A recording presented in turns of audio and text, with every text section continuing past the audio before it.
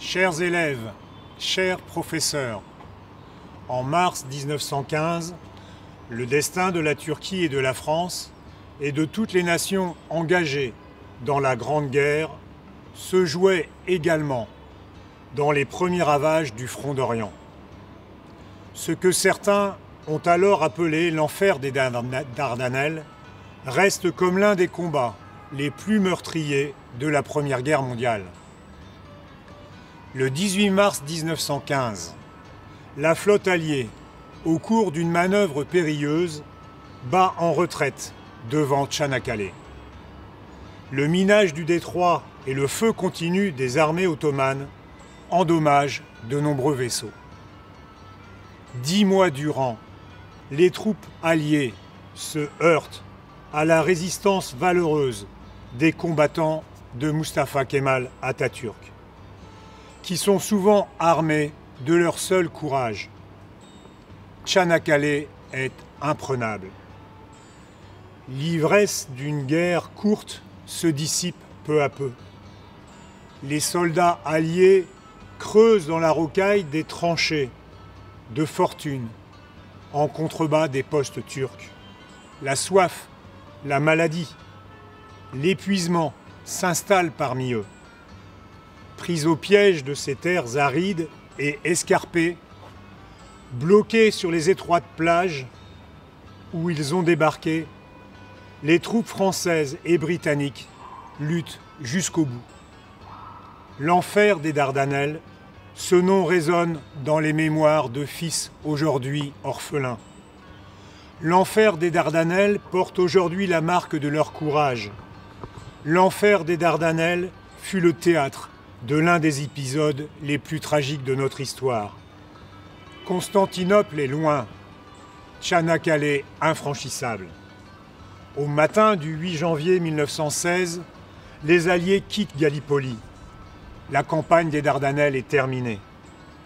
Sami Pachazadeh Sezai écrira avec raison: la défense de Tchanakkale est une bataille de 3 miracles.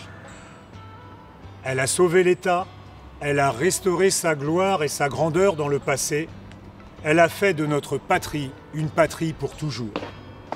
Oui, la bataille des Dardanelles est une victoire fondatrice pour l'identité de la République à venir. Les esprits la retiennent comme un exemple d'unité et de sacrifice autour d'un bien commun, la patrie. Ni l'ampleur des pertes, ni la violence de la guerre n'ont diminué la bravoure de ces hommes. Leur courage et leur sens du sacrifice ne seront jamais oubliés. Cette commémoration de la bataille des Dardanelles honore la mémoire de toutes les nations qui ont combattu. Et c'est bien là le sens que Mustafa Kemal avait voulu donner à cette cérémonie. Gallipoli incarne donc aujourd'hui, plus que jamais, la réconciliation des belligérants d'hier, la fraternité de nos peuples, la détermination de nos pays à lutter de longue date ensemble en faveur de la paix. Cette campagne reste encore dans les mémoires. Cette commémoration nous rassemble dans un recueillement partagé et une même émotion. Aujourd'hui encore, le souvenir des épreuves endurées par nos armées demeure vivant, mais il s'est enrichi de l'amitié toujours plus forte qui unit nos peuples au service de la paix. Dans ces temps troublés, aujourd'hui, ma conviction est que la vigilance que nous exerçons au présent est la plus belle manière d'honorer la mémoire des soldats, turcs, français, de toutes les nations, morts pour la patrie et réunis par un même destin dans la terre de Gallipoli. Sevgili öğrencilerim, değerli meslektaşlarım. Çanakkale, Mart 1915'te yalnızca Türkiye'nin değil, belki de dünya tarihinin akışını değiştiren çarpışmalara sahne oldu. 18 Mart günü muazzam bir donanmanın saldırdığı Boğaz, denizden aşılamayınca yaklaşık bir ay sonra bu defa Gelibolu ve çevresi 8 ay sürecek kanlı çarpışmaların sahnesi oldu. Uzun yıllar savaş meydanlarından boynu bükük ayrılan Osmanlı ordusunun kahraman er ve subayları İmparatorluğun yıkılışını geciktirmekle kalmamış, Rusya'nın kaderini değiştirmiş, belki de bu sayede Birinci Dünya Savaşı'nın yarım kalan hesaplarının görüldüğü İkinci Dünya Savaşı'na bile dolaylı etkide bulunmuşlardır. Çanakkale'de 18 Mart günü kazanılan deniz zaferinin ardından karada başlayan çatışmalar değerli bir subayın, Mustafa Kemal'in bir daha inmemek üzere tarih sahnesine çıkmasına sebep oldu. Bu da Türk halkının kaderini değiştiren bir önemli olaydı.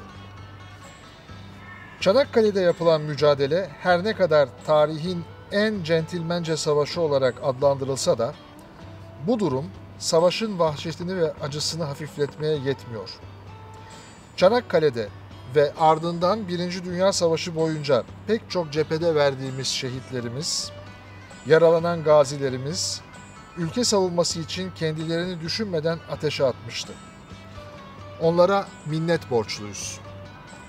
Unutmayalım ki, özellikle Çanakkale muharebeleri olmak üzere takip eden 3 yıl boyunca Osmanlı Devleti iyi yetişmiş insan kaynağının çok büyük bir bölümünü yitirdi. Birinci Dünya Savaşı'ndan yenik çıkan Osmanlı'nın kalıntıları üzerinde verilen Bağımsızlık Savaşı'nın iyice hırpaladığı ülkeyi zafere götüren en düşük rütbeli neferden en yüksek rütbeli komutana kadar tüm gazilerimize, ülke savunması için hayatını feda eden tüm şehitlerimize borcumuzu ödemek elbette mümkün değil. Yine de yapabileceğimiz çok önemli bir şey var. Tarihimize yön veren olayları iyi anlamak, nereden gelip nereye gittiğimizi iyi bilmek, bizi gelecekte aynı karanlık günleri yaşamaktan kurtaracaktır. 18 Mart Deniz Savaşları'nın 106. yıl dönümünde yurt savunması için canlarını veren tüm şehitlerimizi, gazilerimizi, Cumhuriyetimizin kurucusu önderimiz Mustafa Kemal Atatürk ve silah arkadaşlarını saygı ve minnetle anıyorum.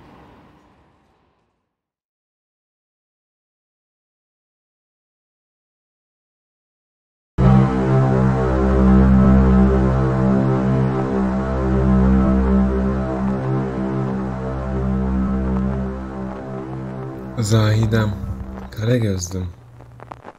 Sütlacın tahmin edebileceğinden fazla özledim. Harp biter, düşmanı göndeririz de eve dönüp yerim inşallah. Dear Mum, you can't fathom how much I miss your elderberry pie and cordial. Hopefully you'll have some when I return. The marshals are saying we'll be back home soon, hopefully before Christmas. Ma chère Lisette, ta Charlotte aux pommes me manque. Promets-moi de m'en préparer une à mon retour. Safiye'm ve Murat'ım nasıllar? Murat da ata binmeyi öğrenebildi mi? How's Charlotte? Last time I saw the little princess, she was fussing over her pillows.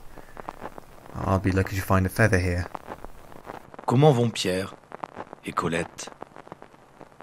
Tu as pensé au prénom pour le bébé? Si oui, je suis sûr qu'ils me plairont. Sinon, je voulais te proposer Ferdinand, comme mon grand-père. Si c'est une fille, j'aimerais bien Louise. Ici, les soirs tranquilles, je tape le carton avec un type qui vient de perdre sa femme. Elle s'appelait comme ça, Louise. Akşamları sazımı çalarken aklımdasınız hepiniz. Babamın çaldığı zamanlar etrafında oturup dinlerdik. Her parça sonunda bir bağırış çağırış. Karşı siperlerden de aynen öyle sesler geliyor. Bir alkış, bir karmaşa. Bazen sabun atıyorlar bize. İşte ne yapalım, geri bizim cigaraları atıyoruz. There is this bloke on the other side. I have no idea what instrument he's playing. But for some reason, it reminds me of those Irish fellows who came to our pub years ago. Though we are close enough to hear them speaking at night, it feels like we are miles apart. Yet, I feel something familiar thinking about them. I can't put my finger on it. La nuit, on se regroupe et on écoute ensemble les bruits qui nous parviennent de l'autre côté. Il y a un homme qui joue d'un instrument que je ne connais pas. Peut-être que je pourrais t'en dire plus dans ma prochaine lettre. Atamın anıları geliyor aklıma. Bahçesaray'daki çarpışmaları. O zaman yan yana harp ettiğimiz adamların torunları şimdi karşımızda. Ah ah, bu döngünün ne zaman biteceğini ancak Allah bilir. I can't wait to see you again. This has gone on and on. Tomorrow will be a great push forward. Maybe this will finally break them. Or maybe it will be us who breaks. Je me souviens du gros Louis, mon arrière-grand-père. Tu ne l'as pas connu. Il est mort quand j'étais gosse. Il parlait toujours de la guerre de Crimée. On était copains à ce moment-là avec ceux d'en face. On se battait contre les Russes. Maintenant, c'est nos ennemis. Bizarre. Saloperie de guerre. Seni çok seviyorum gülüm. Buradaki müdafaa sona erdikten sonra tez zamanda görüşmek üzere. I'll write as soon as I can. Pray for us back home.